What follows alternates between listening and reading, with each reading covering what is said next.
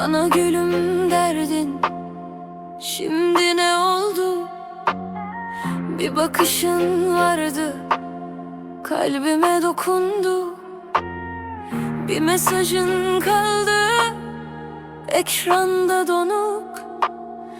Ben hala aynı yerde, sen çoktan uzak. Sustum, içim yandı, dilime vurdu. Gittin ya bir anda, geceye vurdu. Ağlama dedin ya, ben mi ağladım? Bu şehir suskun, ben sana kandım. Bana gülüm derdin, şimdi ne oldu? Beni böyle koyup nereye savruldun? Bana gülüm derdin, dilimde kaldın. Ben yine sen diye geceye sardım. Bana gülüm derdin, şimdi ne oldu? Kalbimi alıp da hangi yola koydun?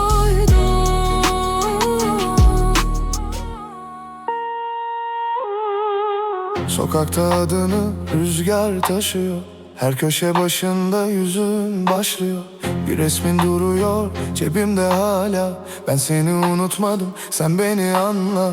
Gözümde yaş değil, kül gibi iz var. Sevda dediğin şey böyle mi yazar? Sustum, içim yandı, dilime vurdu. Gittin ya bir anda, geceye vurdu. Ağlama dedin ya, ben mi ağladım? Bu şehir suskun, ben sana kandım.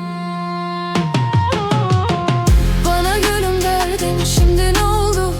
Beni böyle koyup nereye savruldun? Bana gülüm derdin, dilimde kaldın. Ben yine sen diye geceye sardım. Bana gülüm derdin, şimdi ne oldu? Kalbimi alıp da hangi yola koydun?